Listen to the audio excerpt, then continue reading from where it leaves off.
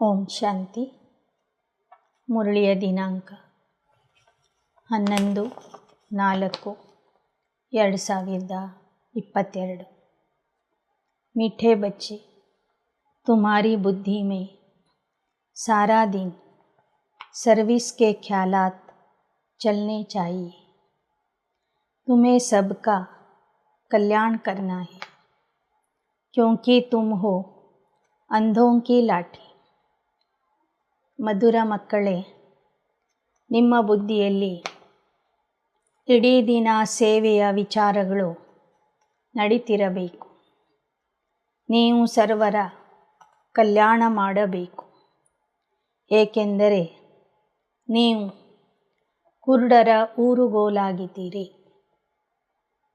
प्रश्न: ऊंच पद पाने के लिए मुख्य कौन सी धारणा चाहिए?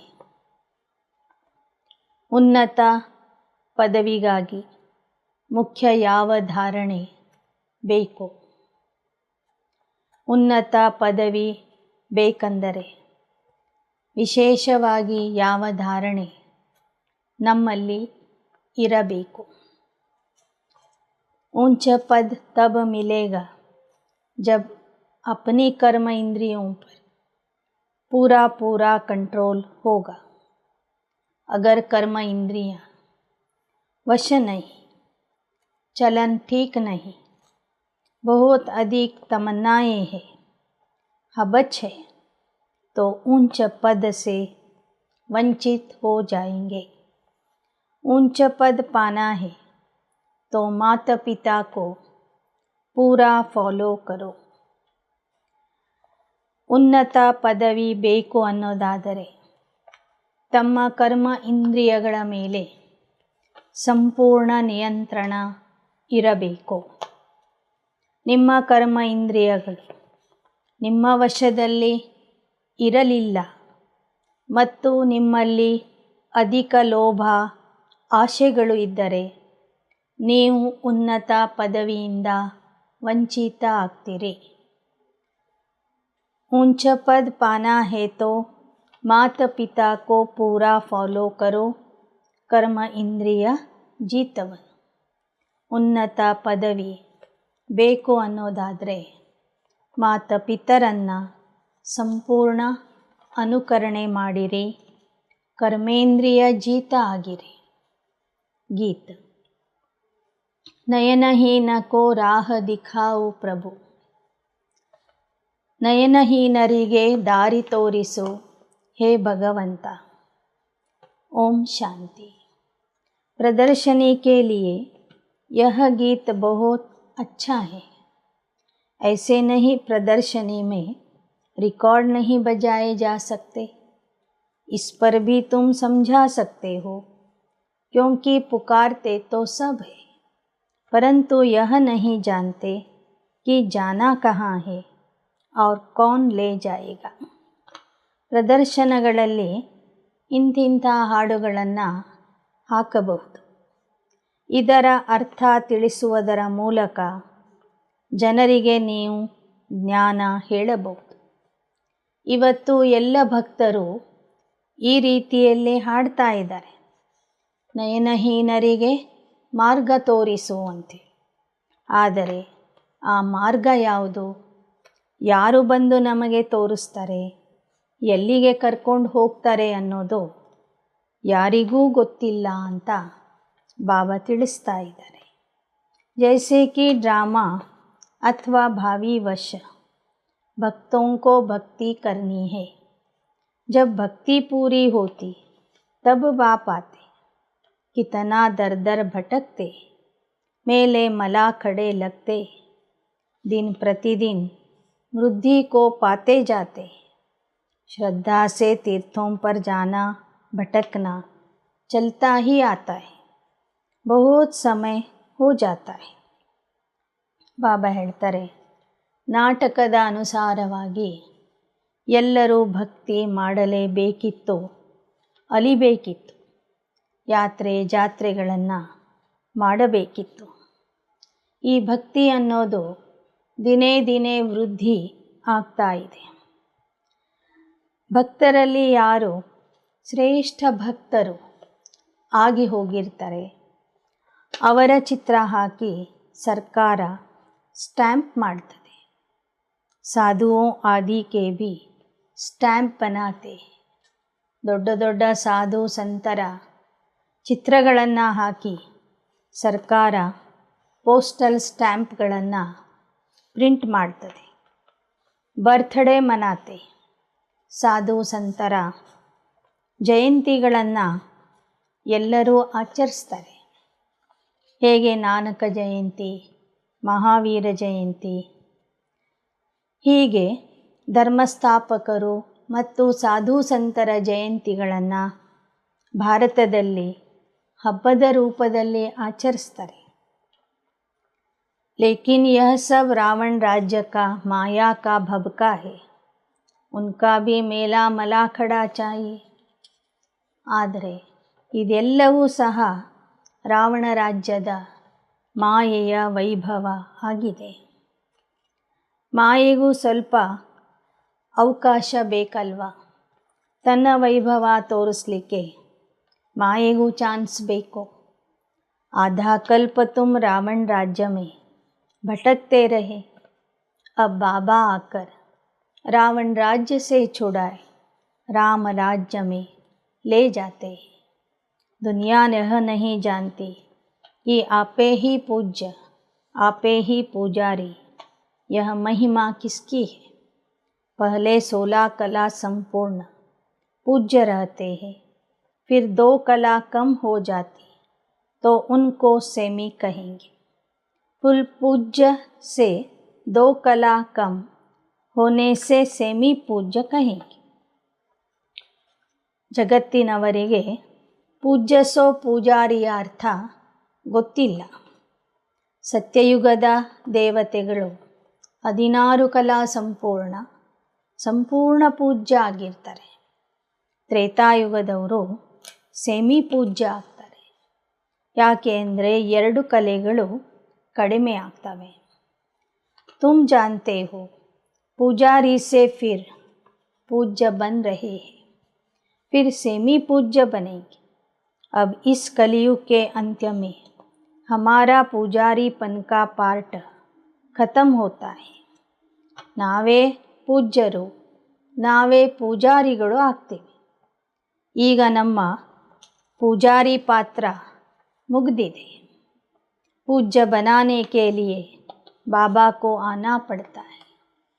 ಕಲಿಯುಗದ ಅಂತ್ಯದಲ್ಲಿ ಪೂಜಾರಿ ಪಾತ್ರ ಮುಗಿತದೆ. ಮತ್ತೆ ನಮ್ಮನ್ನು ಪೂಜ್ಯ ದೇವತೆಗಳನ್ನಾಗಿ ಮಾಡಲು ತಂದೆ ಬರ್ತಾರೆ. अब बाबा विश्व का मालिक बनाते. विश्व तो वही है. वहाँ मनुष्य बहुत थोड़े होते. एक धर्म होता, अनेक धर्म होने से ಹಂಗಾಮ ಹೋತಾ है. ವಿಶ್ವ ಅಂತೂ ಒಂದೇ ಇದೆ. ಅದೇ ವಿಶ್ವ ಮೊದಲು ಹೊಸದಾಗಿರ್ತದೆ, ನಂತರ ಹಳೇದಾಗ್ತದೆ.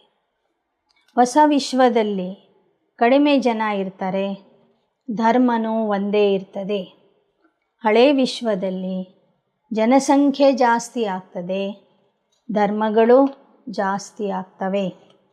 ಅನೇಕ ಧರ್ಮಗಳು ಅನೇಕ ಮನುಷ್ಯರು ಆದಾಗ ಪ್ರಪಂಚದಲ್ಲಿ ಹೊಡೆದಾಟ ಶುರುವಾಗ್ತದೆ, ಗಲಾಟೆ ಶುರುವಾಗ್ತದೆ. अब बाबा आया है लायक बनाने. जितना बाबा को याद करेंगे उतना अपना भी कल्याण करेंगे. देखना है कि कल्याण करने का कितना शौक रहता है. जैसे आर्टिस्ट है उनको ख्याल रहता ऐसे ऐसे चित्र बनाए जिससे मनुष्य अच्छी रीति समझ जाए. समझेंगे हम बेहद के बाप की सर्विस करते. भारत को स्वर्ग बनाना है. प्रदर्शनी में देखो कितने ढेर आते. एक प्रदर्शनी के ऐसे चित्र बनाए जो कोई भी समझ जाए कि यह चित्र एक्यूरेट रास्ता बताने वाले हैं. ಬಾಬಾ ಮಕ್ಕಳಿಗೆ ಸ್ವರ್ಗದ ಲಾಯಕರನ್ನಾಗಿ ಮಾಡ್ತಾ ಇದ್ದಾರೆ. ಎಷ್ಟೆಷ್ಟು ತಂದೆನ ನೆನಪು ಮಾಡ್ತೀರಿ ಅಷ್ಟೇ ನೀವು ಲಾಯಕ ಆಗ್ತೀರಿ, ನಿಮ್ಮ ಕಲ್ಯಾಣ ಆಗ್ತದೆ, ಹಾಗೂ ನೀವು ಅನೇಕರ ಕಲ್ಯಾಣನೂ ಮಾಡಬಹುದು. ಅನೇಕರ ಕಲ್ಯಾಣದ ಬಗ್ಗೆ ನಿಮ್ಮಲ್ಲಿ ವಿಚಾರ ನಡೀತಾ ಇರಬೇಕು. ಸೇವೆಯ ಹೊಸ ಹೊಸ ಯೋಜನೆಗಳನ್ನು ತಯಾರಿಸಬೇಕು. ಹೇಗೆ ಆರ್ಟಿಸ್ಟ್ಗಳಿಗೆ ಏನಾದರೂ ಹೊಸ ಚಿತ್ರ ಬರಿಬೇಕು ಮಾಡಬೇಕು ಅಂತ ವಿಚಾರ ನಡೀತಾನೇ ಇರ್ತದೆ, ಹಾಗೆ ಸೇವಾಧಾರಿ ಮಕ್ಕಳಲ್ಲಿ ಸೇವೆಯ ಬಗ್ಗೆ ವಿಚಾರಗಳು ನಡೀತಾನೇ ಇರ್ತವೆ. ನೀವು ಪ್ರದರ್ಶನದಲ್ಲಿ ಅನೇಕ ಚಿತ್ರಗಳನ್ನು ಹಾಕಬೇಕು. ಆ ಚಿತ್ರಗಳನ್ನು ನೋಡಿದಾಗ ಜನರಿಗೆ ಅರ್ಥ ಆಗಬೇಕು, ಇದೇ ಒಂದು ಮಾರ್ಗ, ಸರಿಯಾದ ಮಾರ್ಗ, ಪರಮಧಾಮಕ್ಕೆ ಅಥವಾ ನಮ್ಮ ಮನೆಗೆ ಪರಮಾತ್ಮನ ಕಡೆಗೆ ಹೋಗುವ ದಾರಿ ಇದು ಒಂದೇ ಆಗಿದೆ ಅನ್ನೋದು ಪ್ರದರ್ಶನ ನೋಡಿದವ್ರಿಗೆ ಅರ್ಥ ಆಗಬೇಕು. आर्टिस्ट जो इस ज्ञान को समझते हैं उनको बुद्धि में रहेगा ऐसे ऐसे चित्र बनाए जो बहुतों का कल्याण हो जाए. रात दिन बुद्धि इस बात में लगी रही. ಬಾಬನ ಮಕ್ಕಳು ಯಾರು ಚಿತ್ರ ಬರೆಯುವಂಥವರಿದ್ದಾರೆ ಅವರೂ ಸಹ ಅನೇಕರ ಕಲ್ಯಾಣಕ್ಕಾಗಿ ಹೊಸ ಹೊಸ ಚಿತ್ರಗಳನ್ನು ಬರಿತಾ ಇರಬೇಕು. ರಾತ್ರಿ ಹಗಲು ಅವರ ಬುದ್ಧಿ ಈ ಚಿತ್ರಗಳನ್ನು ಬರೆಯೋದರ ಕಡೆಗೆ, ಸೇವೆಯ ಕಡೆಗೇ ಹೋಗ್ತಾ ಇರಬೇಕು. इन चीज़ों का बहुत शौक रहता है, मौत तो अचानक आता है. ಸೇವೆಯ ಸಾಧನಗಳನ್ನು ತಯಾರು ಮಾಡೋದರಲ್ಲಿ ನಿಮಗೆ ಆಸಕ್ತಿ ಇರಬೇಕು. ಸಮಯ ಸಿಕ್ಕಷ್ಟು ಸೇವೆಯನ್ನು ಮಾಡಿ ತನು ಮನ ಧನವನ್ನು ಸಫಲ ಮಾಡ್ಕೋಬೇಕು. ಏಕೆಂದರೆ ಮೃತ್ಯು ಅಚಾನಕ್ಕಾಗಿ ಬರಲಿದೆ. ಅಗರ್ ಜುತ್ತಿ ಆದಿ ಕಿ ಯಾದ್ ಮೇ ರಹೆ ಮೌತ್ ಆ ಗಯಾ ತೋ ಜುತ್ತಿ ಜೈಸಾ ಜನಮ್ ಮಿಲೇಗ. ಒಂದು ವೇಳೆ ನಿಮ್ಮ ಚಪ್ಪಲಿಗಳನ್ನು ನೆನಪು ಮಾಡ್ತಾ ನೀವು ದೇಹ ಬಿಟ್ಟರೆ ಮುಂದಿನ ಜನ್ಮ ಚಪ್ಪಲಿಯ ಸಮಾನ ಸಿಗ್ತದೆ. यहाँ तो बाप कहते देह सहित सब को भूलना है. यह भी तुम समझते हो बाप कौन है. कोई से पूछो आत्मा उनके बाप को जानते हो. कहते हैं नहीं. ಯಾರಿಗಾದರೂ ಕೇಳ್ರಿ ಆತ್ಮರ ತಂದೆಯ ಬಗ್ಗೆ ನಿಮಗೇನಾದರೂ ಗೊತ್ತಿದೆಯೇ? ಆಗ ಹೇಳ್ತಾರೆ ಗೊತ್ತಿಲ್ಲ ಅಂತ. ಯಾದ್ ಕಿತನಾ ಕರ್ತೆ ಹೇ ಮಾಂಗ್ತೇ ರಹತೆ. ಪರಮಾತ್ಮನನ್ನು ಯಥಾರ್ಥವಾಗಿ ತಿಳ್ಕೊಳ್ಳದೇ ಇದ್ರೂ ಸಹ ಅಪರೋಕ್ಷವಾಗಿ ಎಲ್ಲರೂ ಅವನನ್ನು ನೆನಪು ಮಾಡ್ತಾನೆ ಇರ್ತಾರೆ. ಅವನ ಹತ್ತಿರ ಏನಿಲ್ಲ ಏನು ಬೇಡ್ತಾನೆ ಇರ್ತಾರೆ. ದೇವಿಯೋं से भी जाकर मांगते, देवी की पूजा की, कुछ मिल गया तो बस उन पर कुर्बान हो जाते. ದೇವಿಯರ ಹತ್ತಿರ ಹೋಗಿ ಬೇಡ್ತಾ ಇರ್ತಾರೆ. ದೇವಿಯರ ಪೂಜೆ ಮಾಡಿದ ನಂತರ ಏನಾದರೂ ಅವರಿಗೆ ಲಾಭ ಆಯಿತು, ಏನಾದರೂ ಸಿಕ್ಕಿತು ಅಂದರೆ ಇನ್ನೂ ಆ ದೇವಿಯ ಬಗ್ಗೆ ಶ್ರದ್ಧೆ ಜಾಸ್ತಿ ಆಗ್ತದೆ. ಆ ದೇವಿಗೆ ಬಲಿಯಾಗಿ ಬಿಡ್ತಾರೆ. फिर पुजारी को भी पकड़ लेते हैं, वह भी आशीर्वाद आदि करते. ನಂತರ ಆ ದೇವಿಯ ಪೂಜಾರಿಗಳನ್ನು ಹಿಡ್ಕೋತಾರೆ ಭಕ್ತರು. ಆ ಪೂಜಾರಿಗಳು ಸಹ ಭಕ್ತರಿಗೆ ಆಶೀರ್ವಾದ ಮಾಡ್ತಾ ಇರ್ತಾರೆ.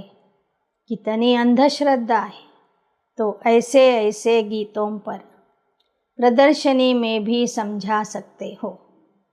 ಈ ಥರ ಇಂದಿನ ಗೀತೆ ಏನಿತ್ತು ನಯನಹೀನರಿಗೆ ಮಾರ್ಗ ತೋರಿಸುವಂಥ ಅಂಥ ಗೀತೆಗಳನ್ನು ಹಾಕಿ ಪ್ರದರ್ಶನಗಳಲ್ಲಿ ನೀವು ಜನರಿಗೆ ಆಕರ್ಷಣೆ ಮಾಡಬಹುದು.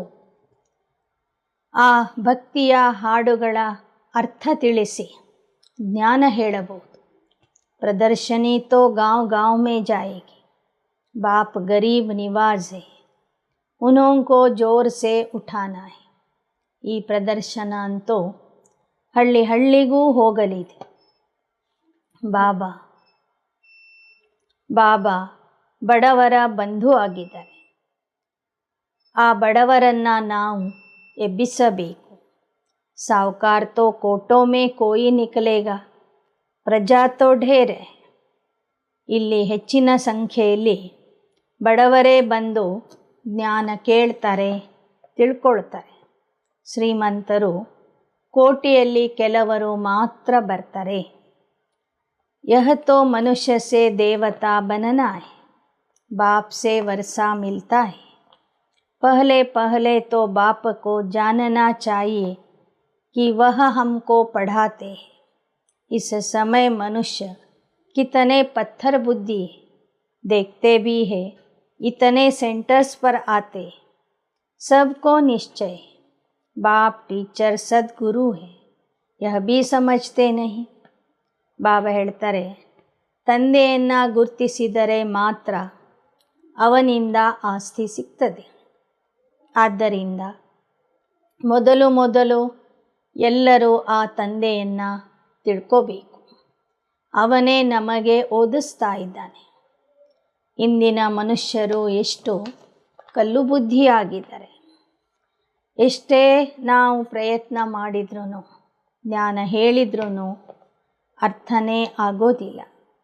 ಸೇವಾ ಕೇಂದ್ರಕ್ಕೂ ಅನೇಕರು ಬರ್ತಾರೆ.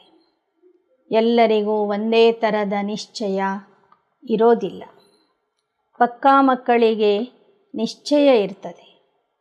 ತಂದೆ, ಗುರು, ಶಿಕ್ಷಕ ಒಬ್ಬನೇ ಇದ್ದಾನೆ, ಅವನೇ ನಮಗೆ ಓದಿಸ್ತಾನೆ ಅನ್ನೋದು ಯಾರು ಯಥಾರ್ಥವಾಗಿ ತಿಳ್ಕೊತಾರೋ ಅವರಿಗೆ ನಿಶ್ಚಯ ಆಗಿಬಿಡ್ತದೆ.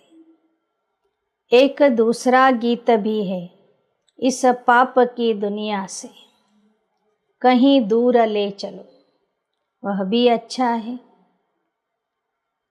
ಇನ್ನೊಂದು ಹಾಡಿದೆ, ಅದರಲ್ಲಿ ಭಕ್ತರು ಹಾಡಿದ್ದಾರೆ, ಹೇ ಭಗವಂತ, ನಮ್ಮನ್ನು ಪಾಪದ ಪ್ರಪಂಚದಿಂದ ದೂರ ಕರ್ಕೊಂಡು ಹೋಗು ಅಂತ. ಅದು ಬಹಳ ಒಳ್ಳೆಯ ಹಾಡಾಗಿದೆ. ಈ ಪಾಪದ ಪ್ರಪಂಚ ಅಂದರೆ ಆಸುರಿ ಸಂಪ್ರದಾಯ, ಪುಣ್ಯದ ಪ್ರಪಂಚ ಅಂದರೆ ದೈವಿ ಸಂಪ್ರದಾಯ. ಪರಮಾತ್ಮ ನಮ್ಮನ್ನು ಇಲ್ಲಿಂದ ಅಲ್ಲಿಗೆ ಕರ್ಕೊಂಡು ಹೋಗ್ತಾನೆ. फिर मनुष्यों की कमेटियाँ आदि यह कार्य कैसे कर सकती. ಆಸುರಿ ಸಂಪ್ರದಾಯವನ್ನು ದೈವಿ ಸಂಪ್ರದಾಯವನ್ನಾಗಿ ಮಾಡುವುದು ಕೇವಲ ಪರಮಾತ್ಮನ ಕೆಲಸ ಆಗಿದೆ. ಮನುಷ್ಯರು ಎಷ್ಟೇ ಕಮಿಟಿಗಳನ್ನು ಮಾಡಿಕೊಂಡ್ರೂ ಈ ಕೆಲಸ ಮಾಡಲಿಕ್ಕೆ ಆಗೋದಿಲ್ಲ. यहाँ तो सारी बात बुद्धि की. भगवान कहते तुम पतित, तुमको भविष्य के लिए पावन सो देवता बनाता हूँ. इस समय सभी पतित है. पतित अक्षर ही विकार पर है. सत्युग में वैसलेस वर्ल्ड थी, यह है ವಿಶಿಯಸ್ ವರ್ಲ್ಡ್. ಈ ಸಮಯದಲ್ಲಿ ಎಲ್ಲರೂ ಪತಿತರಾಗಿದ್ದಾರೆ. ಪತಿತ ಅಕ್ಷರನೇ ವಿಕಾರದಿಂದ ಬಂದಿದೆ. ವಿಕಾರಿಗಳಿಗೆ ಪತಿತರು ಅಂತ ಹೇಳಲಾಗ್ತದೆ. ಪಾವನರಿಗೆ ನಿರ್ವಿಕಾರಿಗಳು ಅಂತ ಹೇಳಲಾಗ್ತದೆ. कृष्ण को 16,108 रानियाँ दे दी, यह भी ड्रामा में नूंद है. ಬಾಬಾ ಹೇಳ್ತಾರೆ, ಸತ್ಯಯುಗ ನಿರ್ವಿಕಾರಿ ಜಗತ್ತು, ಕಲಿಯುಗ ವಿಕಾರಿ ಜಗತ್ತು. ನಿರ್ವಿಕಾರಿ ಜಗತ್ತಿನ ರಾಜಕುಮಾರ ಆಗಿರುವಂತಹ ಪರಮ ಪವಿತ್ರ ಆಗಿರುವಂಥ ಕೃಷ್ಣನಿಗೆ 16,108 ರಾಣಿಯರು ಇದ್ದರು ಅಂತ ಬರೆದಿದ್ದಾರೆ. ಅದು ಸಹ ನಾಟಕದಲ್ಲಿ ಅದೇ ಥರ ಇತ್ತು, ಆದ್ದರಿಂದ ಬರೆದಿದ್ದಾರೆ. जो भी शास्त्र बनाए हैं उनमें ग्लानि कर दी, बाबा जो स्वर्ग बनाते उनके लिए भी क्या क्या कहते हैं. ಶಾಸ್ತ್ರಗಳಲ್ಲಿ ಏನೆಲ್ಲ ಗ್ಲಾನಿ ಮಾಡಬೇಕಿತ್ತು, ಪರಮಾತ್ಮನ ಗ್ಲಾನಿ ಆಗಲಿ, ದೇವತೆಗಳ ಮೇಲೆ ಕಳಂಕ ಹಚ್ಚೋದಾಗಲಿ, ದೇವತೆಗಳ ಗ್ಲಾನಿ ಮಾಡೋದಾಗಲಿ ಎಲ್ಲವನ್ನು ನಾಟಕದ ಅನುಸಾರವಾಗಿ ಮಾಡಿದ್ದಾರೆ. ಪರಮಾತ್ಮ ಯಾರು ಸ್ವರ್ಗದ ರಚನೆ ಮಾಡ್ತಾನೆ ಅವನ ಬಗ್ಗೆಯೂ ಸಹ ಏನೆಲ್ಲ ಉಲ್ಟಾ ಪಲ್ಟಾ ಬರೆದಿದ್ದಾರೆ. तुम जानते हो बाबा हमको कितना ऊंच बनाते, कितनी अच्छी शिक्षा देते. सच्चा सच्चा सत्संग यह है, बाकी सब है झूठ संग. ಬಾಬಾ ನಮಗೆ ಎಷ್ಟು ಒಳ್ಳೆಯ ಶಿಕ್ಷಣ ಕೊಡ್ತಾರೆ, ಎಷ್ಟು ಉನ್ನತ ಸ್ಥಿತಿಗೆ ಕರ್ಕೊಂಡು ಹೋಗ್ತಾರೆ. ನಿಜವಾದ ಸತ್ಸಂಗ ಇದಾಗಿದೆ. ಭಕ್ತಿಯ ಸಂಘಗಳು, ಉಳಿದ ಸಂಘಗಳೆಲ್ಲ असत्य संघಗಳಾಗಿವೆ.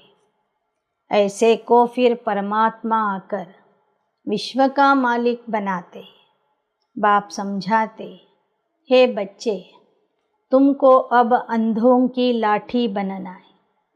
जो खुद ही सजे नहीं है वह फिर औरों की लाठी क्या बनेंगे. ಪರಮಾತ್ಮ ಬಂದು ನಮ್ಮನ್ನು ವಿಶ್ವದ ಮಾಲೀಕ ಮಾಡ್ತಿದ್ದಾನೆ. ಹೇಳ್ತಾನೆ, ಮಕ್ಕಳೇ, ಅಲ್ಲಿ ನಿಮಗೆ ದೊಡ್ಡ ಪದವಿ ಬೇಕು ಅನ್ನೋದಾದರೆ ಅನೇಕರಿಗೆ ನೀವು ಈ ಮಾರ್ಗವನ್ನು ತೋರಿಸಬೇಕು. ಯಾರು ತಾವೇ ಸರಿಯಾಗಿ ಈ ಮಾರ್ಗವನ್ನು ಅರ್ಥ ಮಾಡಿಕೊಂಡಿಲ್ಲ, ಯಾರ ಕಣ್ಣುಗಳು ತೆರೆದಿಲ್ಲ, ಅವರು ಅನ್ಯರ ಕಣ್ಣುಗಳನ್ನು ಹೇಗೆ ತೆರೀತಾರೆ? ತಾವೇ ಇನ್ನೂ ಸರಿಯಾಗಿ ಅರ್ಥ ಮಾಡಿಕೊಳ್ಳಿಲ್ಲ ಅಂದರೆ ಜನರಿಗೆ ಹೇಗೆ ಅವರು ಜ್ಞಾನ ತಿಳಿಸ್ತಾರೆ, ದಾರಿ ತೋರಿಸ್ತಾರೆ? ಆದ್ದರಿಂದ ಮೊದಲು ತಾವು ಜಾಗೃತ ಆಗಬೇಕು, ಜ್ಞಾನ ನೇತ್ರವನ್ನು ಪಡ್ಕೋಬೇಕು. ನಂತರ ಆ ಜ್ಞಾನದ ನೇತ್ರವನ್ನು ಜನರಿಗೆ ಕೊಡಬೇಕು. भल करके ज्ञान का विनाश नहीं होता. एक बारी माँ बाप कहा तो कुछ न कुछ मिलना चाहिए, परंतु पद तो है ना. ಯಾರು ಬಂದು ಅಲ್ಪ ಸ್ವಲ್ಪ ಜ್ಞಾನ ಕೇಳ್ತಾರೆ ಅದು ಸಹ ವಿನಾಶ ಆಗೋದಿಲ್ಲ. ಅಲ್ಪ ಸ್ವಲ್ಪ ಜ್ಞಾನ ಕೇಳಿ ಒಮ್ಮೆ ಅವರು ತಂದೆ ತಾಯಿ ಅಂತ ಪರಮಾತ್ಮನಿಗೆ ಕರೆದುಬಿಟ್ರೆ ಅವರಿಗೂ ಸ್ವರ್ಗದಲ್ಲಿ ಚೂರು ಚಾರು ಪದವಿ ಸಿಗ್ತದೆ. ಚಲನ್ ಸೆ ಕುछ ಮಾಲೂಮ್ ಪಡ್ ಜಾತಾ ಹೈ, फिर भी पुरुषार्थ कराया जाता है. ऐसे नहीं जो मिला सो ठीक. ಪ್ರತಿಯೊಬ್ಬರ ವರ್ತನೆಯಿಂದ ಗೊತ್ತಾಗ್ತದೆ ಅವರು ಎಷ್ಟು ಪುರುಷಾರ್ಥ ಮಾಡ್ತಿದ್ದಾರೆ ಅಂತ. ಕೆಲವರು ಸೋಮಾರಿತನದಿಂದ ಹೇಳ್ತಾರೆ ನಮಗೆ ಎಷ್ಟು ಸಿಗುತ್ತೋ ಅಷ್ಟೇ ಸಾಕು ಅಂತೇಳಿ. ಆದರೆ ಆ ಥರ ಹೇಳಬಾರದು. पुरुषार्थ से ऊंच प्रारब्ध मिलनी, बिगर पुरुषार्थ तो पानी भी न मिले. ಬಾಬಾ ಹೇಳ್ತಾರೆ, ಏನೇ ಒಂದು ಪಡ್ಕೋಬೇಕಾದ್ರೆ ಅದಕ್ಕೆ ಪರಿಶ್ರಮ, ಪುರುಷಾರ್ಥ ಅನ್ನೋದು ಬೇಕೇ ಬೇಕು. ಪ್ರಯತ್ನ ಇಲ್ಲದೆ, ಪುರುಷಾರ್ಥ ಇಲ್ಲದೆ ಮನುಷ್ಯನಿಗೆ ನೀರೂ ಸಿಗೋದಿಲ್ಲ. ಇಸ್ಕೋ ಕರ್ಮ ಕ್ಷೇತ್ರ ಕಹಾ ಜಾತ. यहाँ कर्म बिगर ಮನುಷ್ಯ ರಹ ನ ಸಕೆ. ಇದಕ್ಕೆ ಕರ್ಮ ಕ್ಷೇತ್ರ ಅಂತ ಹೇಳಲಾಗ್ತದೆ. ಕರ್ಮ ಮಾಡದೆ ವಿನಃ ಮನುಷ್ಯ ಇಲ್ಲಿ ಇರೋದಿಲ್ಲ. कर्म संन्यास अक्षर रॉन्ग है. बहुत हठ करते हैं, पानी पर आग पर चलना सीखते, परंतु फ़ायदा क्या मिला. ಸನ್ಯಾಸಿಗಳು ತಮಗೆ ಕರ್ಮ ಸನ್ಯಾಸಿಗಳು ಅಂತ ಹೇಳ್ಕೊಳ್ತಾರೆ. ಆದರೆ ಕರ್ಮ ಸನ್ಯಾಸವೆಂಬ ಅಕ್ಷರನೇ ತಪ್ಪಾಗಿದೆ. ಸನ್ಯಾಸಿಗಳು ಬಹಳ ಹಠ ಮಾಡ್ತಾರೆ, ತಪಸ್ಸು ಮಾಡ್ತಾರೆ, ನೀರಿನ ಮೇಲೆ ನಡೀತಾರೆ, ಬೆಂಕಿಯ ಮೇಲೆ ನಡೀತಾರೆ. ಅದು ಒಂದು ಕರ್ಮನೇ ಆಯಿತು. ಆ ಥರ ಮಾಡೋದ್ರಿಂದ ಅವರಿಗೆ ಏನೂ ಲಾಭ ಸಿಗೋದಿಲ್ಲ. ಮುಫ್ತ ಆಯು ಗವಾತೆ. ಸುಮ್ಮನೆ ತಮ್ಮ ಆಯುಷ್ಯವನ್ನು, ಸಮಯವನ್ನು ಕಳ್ಕೋತಾರೆ. भक्ति की जाती है रावण के दुख से छूटने के लिए, छूटकर फिर वापस जाना है. इसलिए सब याद करते हैं हम मुक्ति धाम में जाए अथवा सुख धाम में जाए. ವಾಸ್ತವಿಕವಾಗಿ ಭಕ್ತರು ರಾವಣನ ಬಂಧನದಿಂದ ಮುಕ್ತಿಗಾಗಿ ಭಕ್ತಿ ಮಾಡ್ತಾರೆ. ರಾವಣನ ಬಂಧನದಿಂದ ಪಾರಾಗಿ ಮುಕ್ತಿಧಾಮಕ್ಕೆ ಹೋಗಬೇಕು ಅಥವಾ ಸುಖಧಾಮಕ್ಕೆ ಹೋಗಬೇಕು ಎಂಬ ಉದ್ದೇಶದಿಂದ ಭಕ್ತಿ ಮಾಡ್ತಾರೆ. अब दोनों ही पास्ट हो गए. भारत सुखधाम था, अब नर्क है. ನರ್ಕವಾಸಿ ಕಹೆಂಗೆನಾ. ಬಾಬಾ ಹೇಳ್ತಾರೆ, ಮುಕ್ತಿಧಾಮದಲ್ಲಿ ಇರುವ ಪಾತ್ರನೂ ಮುಗ್ದಿದೆ ನಮ್ಮದು. ಜೀವನ ಮುಕ್ತಿಧಾಮದ ಪಾತ್ರನೂ ಮುಗಿಸಿ ಈಗ ದುಃಖಧಾಮದಲ್ಲಿ, ನರ್ಕದಲ್ಲಿ ಇದ್ದೇವೆ. ಅದಕ್ಕಾಗಿ ಜನ ಪುನಃ ಮುಕ್ತಿಧಾಮಕ್ಕೆ ಹೋಗುವುದಕ್ಕಾಗಿ, ಜೀವನ ಮುಕ್ತಿಧಾಮಕ್ಕೆ ಹೋಗುವುದಕ್ಕಾಗಿ ಭಕ್ತಿ ಮಾಡ್ತಾ ಇದ್ದಾರೆ. तुम कहते हो फलाना स्वर्गवासी हुआ, अच्छा तुम तो नर्क में हो ना. हेवन के अगेंस्ट हेल है, बाकी वह तो ಶಾಂತಿ ಧಾಮ है. ಇಲ್ಲಿಯ ಜನ ಯಾರಾದರೂ ದೇಹ ಬಿಟ್ಟಾಗ ಸ್ವರ್ಗವಾಸಿ ಆದರು ಅಂತ ಹೇಳ್ತಾರೆ. ಹೋದವರು ಸ್ವರ್ಗಕ್ಕೆ ಹೋಗಿದ್ದಾರೆ ಅಂದ ಮೇಲೆ ಇರುವಂಥವರು ನರ್ಕದಲ್ಲಿ ಇದ್ದಾರೆ ಅಂತ ಅರ್ಥ ಆಗ್ತದೆ. ಬಾಕಿ ಶಾಂತಿಧಾಮದ ಬಗ್ಗೆ ಯಾರಿಗೂ ಗೊತ್ತಿಲ್ಲ. अपने को आपे ही सिद्ध करते हम हेल में है, बड़ी युक्ति से सिद्ध कर बताना है. ಹೋದವರು ಸ್ವರ್ಗಕ್ಕೆ ಹೋಗಿದ್ದಾರೆ ಅಂತ ಹೇಳುವುದರಿಂದ ಸಿದ್ಧ ಆಗ್ತದೆ ಇದ್ದವರು ನರ್ಕದಲ್ಲಿ ಇದ್ದಾರೆ. ಇದನ್ನೇ ಹೇಳ್ತಾ ಯುಕ್ತಿಯಿಂದ ನೀವು ಜ್ಞಾನ ತಿಳಿಸಿರಿ, ಯುಕ್ತಿಯಿಂದ ಸಿದ್ಧ ಮಾಡಿರಿ ಇದು ನರ್ಕ ಆಗಿದೆ ಅಂತ. ಪ್ರದರ್ಶನಿ ತೋ ಬಹುತ್ ಕಾಮ್ ಕರ್ ದಿಖಾएगी, इस समय मनुष्य कितने पाप करते, स्वर्ग में ऐसी बातें होती नहीं. ಪ್ರದರ್ಶನದಿಂದ ಭಾಳಷ್ಟು ಕೆಲಸ ಆಗ್ತದೆ. ಈ ಸಮಯದಲ್ಲಿ ಮನುಷ್ಯರು ಎಷ್ಟೊಂದು ಪಾಪ ಮಾಡ್ತಾ ಇದ್ದಾರೆ. ಸ್ವರ್ಗದಲ್ಲಿ ಯಾರೊಬ್ಬರೂ ಪಾಪ ಮಾಡೋದಿಲ್ಲ. दुनिया में यह किसको भी पता नहीं, तुम्हारे में भी कोई समझते हैं इस खेल से कोई छूट नहीं सकते. ಪ್ರಪಂಚದಲ್ಲಿ ಯಾರಿಗೂ ಈ ವಿಚಾರ ಗೊತ್ತಿಲ್ಲ. ಸೃಷ್ಟಿ ನಾಟಕದ ಆಟದಿಂದ ಒಬ್ಬರಿಗೂ ಸಂಪೂರ್ಣ ಮುಕ್ತಿ ಇಲ್ಲ ಅನ್ನೋದು. ಮೋಕ್ಷ भी ಮನುಷ್ಯ ತಬ್ ಚಾಹತೆ ಜಬ್ ದುಃಖಿ ಹೋತೆ. ಸಂಪೂರ್ಣ ಮೋಕ್ಷ ಅನ್ನೋದು ಒಬ್ಬರಿಗೂ ಸಿಗೋದಿಲ್ಲ. ಆದರೂ ಜನ ಮೋಕ್ಷವನ್ನು ಬಯಸ್ತಾರೆ. ಯಾಕೆ ಅಂದರೆ ಅತ್ಯಂತ ದುಃಖಿಯಾಗಿದ್ದಾರೆ. बाप कहते अच्छी रीति पुरुषार्थ करो, माँ बाप को फॉलो कर अच्छा पद पालो. ಬಾಬಾ ಹೇಳ್ತಾರೆ, ಮುಕ್ತಿಯಂತೂ ಎಲ್ಲರಿಗೂ ಕೊಡ್ತೀನಿ. ಆ ಮುಕ್ತಿ ಮತ್ತು ಜೀವನ ಮುಕ್ತಿಗೆ ಹೋಗುವುದಕ್ಕಾಗಿ ನಿಮ್ಮ ಚಲನೆಯನ್ನು ನೀವೇ ಸುಧಾರಿಸಿಕೊಳ್ಳಿರಿ. बाप तो राह बताते, फिर उस पर क्यों नहीं चलते हो. ಜಾಸ್ತಿ ತಮನ್ನಾಯೇ नहीं रखनी चाहिए. ಬಾಬಾ ನಿಮಗೆ ಸರಿಯಾದ ದಾರಿಯನ್ನು ತೋರಿಸ್ತಾ ಇದ್ದಾರೆ. ಆ ದಾರಿಯಲ್ಲಿ ನೀವು ಯಾಕೆ ನಡೆಯೋದಿಲ್ಲ? ಹೆಚ್ಚಿನ ಲೋಭ ಆಶೆಗಳನ್ನು ಯಾಕೆ ಇಟ್ಕೋತೀರಿ? यज्ञ से जो मिले सो खाना है। हबच है, कर्म इंद्रिया वश में नहीं है तो भी पद ऊंचा नहीं पा सकते। ತಂದೆಯ ಮಕ್ಕಳಲ್ಲಿ ಹೆಚ್ಚಿನ ಆಶೆಗಳು, ಲೋಭ ಇರಬಾರದು. ಯಜ್ಞದಿಂದ ಏನು ಸಿಗುತ್ತದೆ ಅದನ್ನೇ ನಾವು ಖುಷಿಯಿಂದ ಊಟ ಮಾಡಬೇಕು. ಹೆಚ್ಚಿನ ಲೋಭ ಇತ್ತು, ಕರ್ಮ ಇಂದ್ರಿಯಗಳು ಅಧೀನದಲ್ಲಿ ಇರಲಿಲ್ಲ ಅಂದರೆ ನಿಮಗೆ ಉನ್ನತ ಪದವಿ ಸಿಗೋದಿಲ್ಲ. ऐसे ऐसे गीत प्रदर्शनी में बजाए उस पर तुम समझा सकते. ಮತ್ತೆ ಬಾಬಾ ಈ ದಿನ ವಿಶೇಷವಾಗಿ ಒಳ್ಳೊಳ್ಳೆ ಹಾಡುಗಳ ಬಗ್ಗೆ ಹೇಳ್ತಾ ಇದ್ದಾರೆ.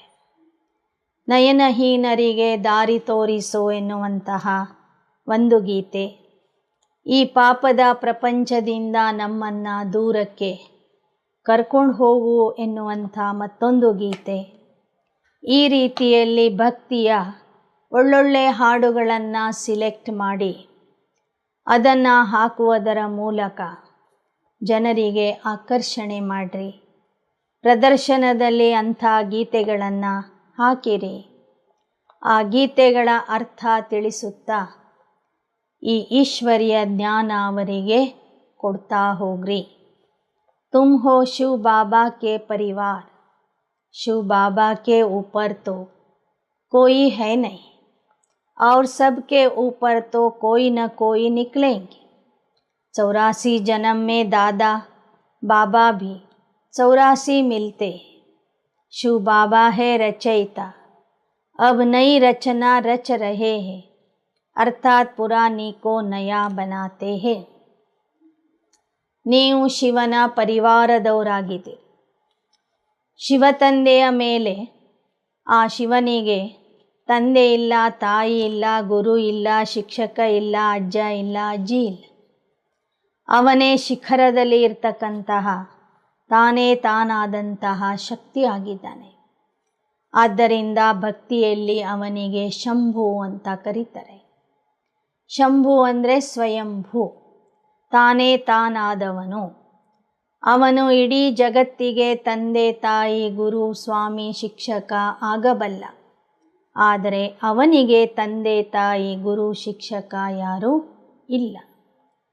ನಾವು ಮನುಷ್ಯ ಆತ್ಮರಿಗೆ ಪಾಲನೆ ಕೊಡುವಂಥ, ಜನ್ಮ ಕೊಡುವಂತಹ ದೊಡ್ಡವರು, ನಮಗಿಂತ ಮೇಲೆ ಇದ್ದವರು, ಹಿರಿಯರು ಬಹಳ ಜನ ಇದ್ದಾರೆ. 84 ಜನ್ಮಗಳಲ್ಲಿ 84 ಅಜ್ಜಗಳು ನಮಗೆ ಸಿಕ್ಕಿರ್ತಾರೆ, 84 ತಂದೆಗಳು ಸಿಕ್ಕಿರ್ತಾರೆ. ಆದರೆ ಪರಮಾತ್ಮ ಶಿವನಿಗೆ ಒಬ್ಬರೂ ತಂದೆ ಇಲ್ಲ. ಅವನೇ ಬಂದು ಈ ಹಳೆ ಜಗತ್ತನ್ನು ಹೊಸ ಜಗತ್ತನ್ನಾಗಿ ಪರಿವರ್ತನೆ ಮಾಡ್ತಾನೆ. ಹಮ್ ಸಾವರೆ ಸೆ ಗೋರೆ ಬಂತೆ, ಸ್ವರ್ಗ ಮೇ ಶ್ರೀಕೃಷ್ಣ ಹೇ ನಂಬರ್ 1. ನಮ್ಮನ್ನು ಶ್ಯಾಮವರ್ಣದಿಂದ ಸುಂದರರನ್ನಾಗಿ ಮಾಡ್ತಾನೆ. ಸುಂದರ ಆದವರಲ್ಲಿ ನಂಬರ್ 1 ಶ್ರೀಕೃಷ್ಣ ಇದ್ದಾನೆ. फिर लास्ट में उनका जन्म है, फिर यही पहला नंबर बनता है. पूरे 84 जन्म श्री कृष्ण ने लिए. सूर्यवंशी दैवी संप्रदाय ने पूरे 84 जन्म लिए. बाप कहते जो श्री कृष्ण पहला नंबर था उनकी ही अंतिम जन्म में प्रवेश कर फिर उनको श्री कृष्ण बनाता. ಮೊದಲನೇ ಸ್ಥಾನದಲ್ಲಿ ಇದ್ದವರೇ ಕೊನೆ ಸ್ಥಾನಕ್ಕೆ ಬರ್ತಾರೆ. ಮೊದಲನೇ ಜನ್ಮದಲ್ಲಿ ಶ್ರೀಕೃಷ್ಣ ಆದವರು ಕೊನೆ ಜನ್ಮದಲ್ಲಿ ಬ್ರಹ್ಮ ಬಾಬಾ ಆಗ್ತಾರೆ. ಅವರ ದೇಹದಲ್ಲಿನೇ ಶಿವಬಾಬಾ ಪ್ರವೇಶ ಮಾಡಿ ಮತ್ತೆ ಅವರನ್ನು ನಂಬರ್ 1 ಶ್ರೀಕೃಷ್ಣನನ್ನಾಗಿ ಮಾಡ್ತಾರೆ. ಅಚ್ಚ ಮೀಠೆ ಮೀಠೆ ಸಿಕ್ಕಿಲದೆ ಬಚ್ಚೋಂ ಪ್ರತಿ मात पिता बाप दादा का याद प्यार और गुड मॉर्निंग. रूहानी बाप की रूहानी बच्चों को नमस्ते. रूहानी बच्चों की रूहानी बाप दादा को याद प्यार गुड मॉर्निंग और नमस्ते नमस्ते नमस्ते। धारणा के लिए मुख्य सार। कोई भी विनाशी तमन्नाएं नहीं रखनी है। अपना और सर्व का कल्याण करना है। ಯಾವುದೇ ವಿನಾಶಿ ಆಶೆಗಳನ್ನು ಇಟ್ಕೋಬಾರದು. ತಮ್ಮ ಹಾಗೂ ಸರ್ವರ ಕಲ್ಯಾಣ ಮಾಡಬೇಕು. ಎರಡನೇದು, ದೇಹ ಸಹಿತ ಸಬ್ ಕುछ भूल वापस घर चलना है। इसलिए चेक करना है कि बुद्धि कहीं पर भी अटकी हुई न हो. ದೇಹ ಸಹಿತವಾಗಿ ಎಲ್ಲವನ್ನೂ ಮರೆತು ಮನೆಗೆ ಹೋಗಬೇಕಾಗಿದೆ. ಆದ್ದರಿಂದ ಚೆಕ್ ಮಾಡಿಕೊಳ್ಳಿ, ನಿಮ್ಮ ಬುದ್ಧಿ ಅಲ್ಲಿ ಇಲ್ಲಿ ಜೋತಾಡ್ತಾ ಇಲ್ಲ ತಾನೆ. ನಿಮ್ಮ ಬುದ್ಧಿ ಅಲ್ಲಿ ಇಲ್ಲಿ ಅಲಿತಾ ಇಲ್ಲ ತಾನೆ. वरदान, नेचुरल अटेंशन को अपनी नेचर बनाने वाले ಸ್ಮೃತಿ ಸ್ವರೂಪ ಭವ. ಸ್ವಾಭಾವಿಕ ಎಚ್ಚರಿಕೆಯೇ ತಮ್ಮ ಸ್ವಭಾವವನ್ನಾಗಿ ಮಾಡಿಕೊಳ್ಳುವಂತಹ ಸ್ಮೃತಿ ಸ್ವರೂಪ ಆಗಿರಿ. ಪುರುಷಾರ್ಥದಲ್ಲಿ ಸಹಜ ಸ್ವಾಭಾವಿಕತೆಯಿಂದ ಸದಾ ಎಚ್ಚರಿಕೆಯಿಂದ ಇರಬೇಕು. ಸದಾ ಪ್ರತಿಯೊಂದು ವಿಷಯಕ್ಕೆ ಅಟೆನ್ಷನ್ ಕೊಡಬೇಕು ಎಂಬ ಅಭ್ಯಾಸ ಮಾಡಿಕೊಳ್ಳುವಂತಹ ಸ್ಮೃತಿ ಸ್ವರೂಪ ಆತ್ಮಭವ. ಈ ಅಟೆನ್ಷನ್ ಅನ್ನೋದು ಮಕ್ಕಳಲ್ಲಿ ಸಹಜ ಸ್ವಾಭಾವಿಕವಾಗಿಯೇ ಇರಬೇಕು. सेना में जो सैनिक होते हैं वह कभी भी अलबेले नहीं रहते, सदा अटेंशन में अलर्ट रहते. आप भी पांडव सेना हो, इसमें जरा भी अलबेलापन न हो. ಸೇನೆಯಲ್ಲಿ ಇರುವಂತಹ ಸೈನಿಕರು ಯಾವತ್ತೂ ಅಲಕ್ಷ್ಯ ಮಾಡೋದಿಲ್ಲ. ಸದಾ ಅಲರ್ಟ್ ಆಗಿ ಇರ್ತಾರೆ, ಜಾಗರೂಕತೆಯಿಂದ ಇರ್ತಾರೆ, ಎಚ್ಚರಿಕೆಯಿಂದ ಇರ್ತಾರೆ. ಹಾಗೆ ನೀವು ಪಾಂಡವ ಸೈನಿಕರು, ಸ್ವಲ್ಪನೂ ನಿಮ್ಮಲ್ಲಿ ಹುಡುಗಾಟಿಕೆ ಇರಬಾರದು. ಎಚ್ಚರಿಕೆ ಅನ್ನೋದು ನಿಮ್ಮ ಸ್ವಭಾವ ಆಗಿರಬೇಕು. ಅಟೆನ್ಷನ್ ಬಗ್ಗೆ ನಿಮ್ಮಲ್ಲಿ ಟೆನ್ಷನ್ ಇರಬಾರ್ದು. ಲೇಕಿನ್ ಟೆನ್ಷನ್ ಕಿ ಲೈಫ್ ಸದಾ नहीं चल सकती. कई तो अटेंशन का भी टेंशन रखते, इसलिए नेचुरल अटेंशन अपनी नेचर बनाओ. ಅಟೆನ್ಷನ್ ಬಗ್ಗೆ ಟೆನ್ಷನ್ ಇರಬಾರದು. ಆದ್ದರಿಂದ ಅಟೆನ್ಷನ್ ಅಂದರೆ ಸದಾ ಎಚ್ಚರಿಕೆಯಿಂದ ಇರುವುದು, ಜಾಗರೂಕತೆಯಿಂದ ಇರುವುದನ್ನೇ ನಿಮ್ಮ ಸ್ವಭಾವವನ್ನಾಗಿ ಮಾಡಿಕೊಳ್ಳಿರಿ. अटेंशन रखने से स्वतः स्मृति स्वरूप बन जाएंगे. विस्मृति की आदत छूट जाएगी. ಎಚ್ಚರಿಕೆಯಿಂದ ನಿರಂತರವಾಗಿ ನೀವು ಇದ್ದಿದ್ದೇ ಆದರೆ ನೀವು ಸ್ಮೃತಿ ಸ್ವರೂಪ ಆಗಿ ಇರ್ತೀರಿ. ವಿಸ್ಮೃತಿಯ ಅಭ್ಯಾಸ ಹೋಗಿಬಿಡ್ತದೆ. श्लोगन, स्वयं के स्वयं टीचर बनो तो सर्व कमजोरियाँ स्वतः समाप्त हो जाएगी. ನೀವೇ ನಿಮಗೆ ಶಿಕ್ಷಕ ಆಗಿರಿ. ಆಗ ನಿಮ್ಮ ಎಲ್ಲ ದುರ್ಬಲತೆಗಳು ಸ್ವತಃ ಸಮಾಪ್ತಿ ಆಗುವುದು. ಮಾತೇಶ್ವರಿ जी के अनमोल महावाक्य. याद का तैलुक है ज्ञान से. ज्ञान के बिना याद यथार्थ नहीं रह सकती. ನೆನಪಿನ ಸಂಬಂಧ ಜ್ಞಾನದ ಜೊತೆಗೆ ಇದೆ. ಜ್ಞಾನದ ಆಧಾರ ಇಲ್ಲದೆ ಯೋಗ ಸರಿಯಾಗಿ ನಡೆಯೋದಿಲ್ಲ. मनुष्य की जीवन सुखी बनाने के लिए कौन सी पॉइंट्स बुद्धि में रखनी है। मुख्य बात समझनी है कि जिस परमात्मा की हम संतान हैं, उस बाप की याद में हर श्वासोश्वास उपस्थित रहे। श्वासोश्वास का मतलब है लगातार बुद्धि योग लगा रहे। अटूट अजपा जप को याद कहा जाता है। यह मुख से जपने वाली याद नहीं, न कोई मूर्ति को सामने रख ध्यान करना है। ನಮ್ಮ ಜೀವನ ಸುಖಿ ಜೀವನ ಆಗಬೇಕಾದ್ರೆ ಸುಖ ಸಾಗರ ತಂದೆಯ ನೆನಪನ್ನು ಶ್ವಾಸದಲ್ಲಿ ಮಾಡಬೇಕು. ನೆನಪು ಮಾಡುವುದು ಅಂದರೆ ಜಪ ಮಾಡೋದೂ ಅಲ್ಲ, ಚಿತ್ರ ಇಟ್ಕೊಂಡೋ ಮೂರ್ತಿ ಇಟ್ಕೊಂಡೋ ನೋಡೋದೂ ಅಲ್ಲ. बुद्धि योग द्वारा याद रखनी है। यह याद निरंतर तब रहेगी जब परमात्मा का पूरा परिचय हो. बुद्धि योगದ ಮೂಲಕ ಆ ತಂದೆಯನ್ನು ನೆನಪು ಮಾಡಬೇಕು. ನೆನಪು ಯಾವಾಗ ಸಹಜ ಆಗ್ತದೆ ಅಂದರೆ ಅವನ ಸಂಪೂರ್ಣ ಪರಿಚಯ ಅರ್ಥ ಮಾಡಿಕೊಂಡಾಗ ನೆನಪು ಮಾಡುವುದು सहज ಆಗ್ತದೆ.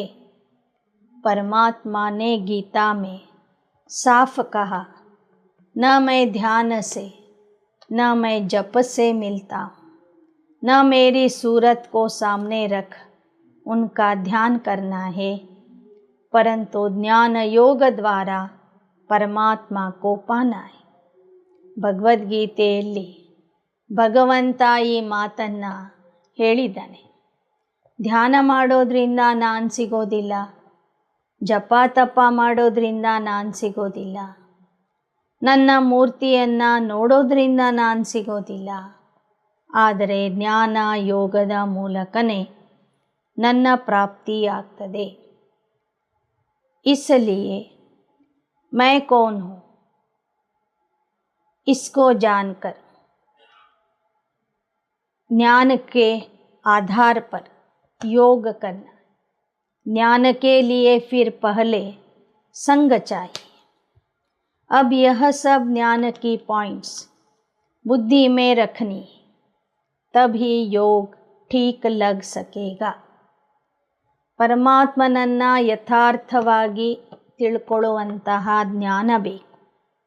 ಜ್ಞಾನದ ಆಧಾರದಿಂದ ಯೋಗ ಮಾಡಬೇಕು. ಜ್ಞಾನ ಯೋಗವನ್ನು ಕಲೀಲಿಕ್ಕೆ ಸತ್ಸಂಗ ಬೇಕು. ಪ್ರತಿದಿನ ಈಶ್ವರಿಯ ಸಂಘದಲ್ಲಿ ಬಂದು ಜ್ಞಾನ ಕೇಳ್ತಾ ಇದ್ದರೆ ಯೋಗನೂ ಸರಿಯಾಗಿ ಜೋಡಣೆ ಆಗ್ತದೆ. सृष्टि की आदि कैसे हुई? पूछते हैं परमात्मा ने सृष्टि कैसे रची? आदि में कौन सा मनुष्य रचा? अब उसका नाम रूप समझना चाहते हैं.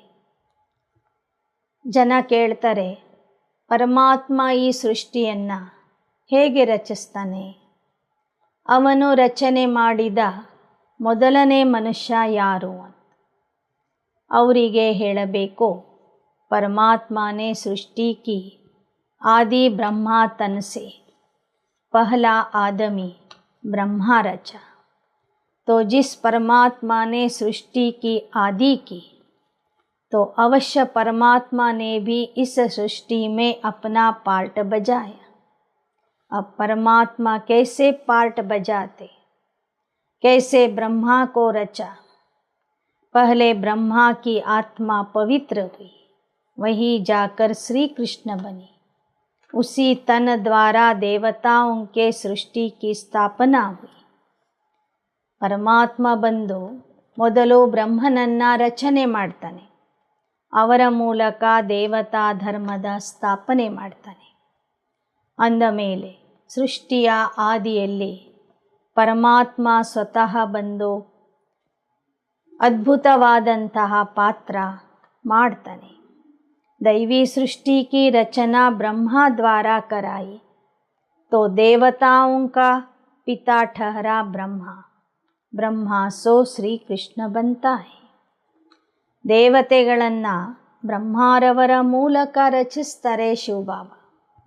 ಬ್ರಹ್ಮಾರವರ ಮೂಲಕ ಜ್ಞಾನ ಹೇಳಿ ದೇವತಾ ಧರ್ಮದ ಸ್ಥಾಪನೆ ಮಾಡ್ತಾನೆ ಅಂದರೆ ದೇವತೆಗಳಿಗೂ ತಂದೆ ಬ್ರಹ್ಮ ಬಾಬಾ ಆಗ್ತಾರೆ. ಬ್ರಹ್ಮ ಅನ್ನೋದು ಅವರ ಅಂತಿಮ ಜನ್ಮದ ಹೆಸರು.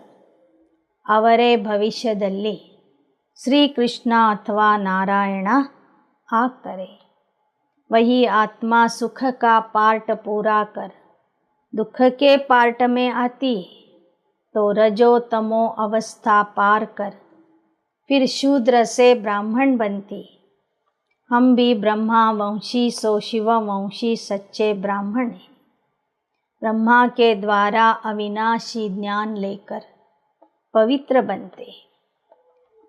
ओम शब्द का यथार्थ अर्थ क्या है? ಜನ ಕೇಳ್ತಾರೆ, ಓಂ ಶಬ್ದದ ಅಥವಾ ಮಂತ್ರದ ಯಥಾರ್ಥ ಅರ್ಥ ಏನು? ओम शब्द कहते तो पहले अर्थ को पूर्ण रीति समझना है. अगर कोई से पूछा जाए ओम का अर्थ क्या है, वो लोग ओम का अर्थ बहुत लंबा चौड़ा सुनाते हैं.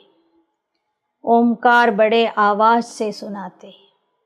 ओम पर फिर लंबा चौड़ा शास्त्र बना देते. अपने को तो स्वयं परमात्मा ओम का अर्थ बहुत ही सरल और सहज समझाते. ಲೌಕಿಕದಲ್ಲಿ ಓಂ ಶಬ್ದಕ್ಕೆ ಅನೇಕರು ಅನೇಕ ರೀತಿಯಿಂದ ಅರ್ಥ ಹೇಳ್ತಾರೆ. ಓಂಕಾರ ಧ್ವನಿಯ ಉಚ್ಚಾರಣೆ ಮಾಡ್ತಾರೆ. ಆದರೆ ಇಲ್ಲಿ ಪರಮಾತ್ಮ ನಮಗೆ ಓಂ ಎಂಬ ಶಬ್ದದ ಸರಳವಾದ ಅರ್ಥ ತಿಳಿಸಿದ್ದಾರೆ. ओम अर्थात मैं आत्मा, मेरा असली धर्म शांत स्वरूप है. इस ओम के अर्थ में उपस्थित रहना, तो ओम का अर्थ मैं आत्मा परमात्मा की संतान और मेरा असली धर्म शांत स्वरूप है. यह ओम शांति है. ಓಂ ಅಂದರೆ ನಾನು ಆತ್ಮ, ನನ್ನ ಸ್ವಧರ್ಮ ಶಾಂತಿಯಾಗಿದೆ, ನಾನು ಪರಮಾತ್ಮನ ಸಂತಾನ ಆಗಿದ್ದೇನೆ. बाकी मुख से ओम का उच्चारण करने की ज़रूरत नहीं. यह बुद्धि में निश्चय रख कर चलना है.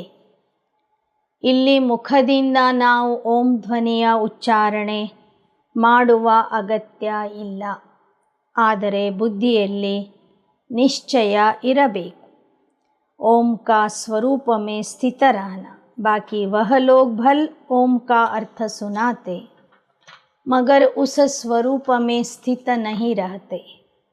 हम तो ओम का स्वरूप जानते तभी उस ओम स्वरूप में स्थित होते. हम यह भी जानते हैं कि परमात्मा बीज रूप है और बीज रूप परमात्मा ने इस सारे झाड़ को कैसे रचा है, उसकी सारी नॉलेज हमें अभी मिल रही. ನಮಗೆ ಓಂ ಶಬ್ದದ ಅರ್ಥನೂ ತಿಳಿದಿದೆ, ಪರಮಾತ್ಮನ ಪರಿಚಯನೂ ಸಿಕ್ಕಿದೆ. ಅವನು ಹೇಗೆ ಬೀಜ ರೂಪ ಇದ್ದಾನೆ, ಇಡೀ ವೃಕ್ಷದ ಜ್ಞಾನ ಹೇಗೆ ಕೊಡ್ತಾನೆ, ಇಡೀ ಹೊಸ ವೃಕ್ಷದ ರಚನೆ ಮಾಡ್ತಾನೆ, ಈ ಎಲ್ಲ ರೀತಿಯ ಜ್ಞಾನ ನಮಗೀಗ ಸಿಕ್ಕಿದೆ. ಅಚ್ಚಾ, ಓಂ ಶಾಂತಿ, ಓಂ ಶಾಂತಿ, ಓಂ ಶಾಂತಿ.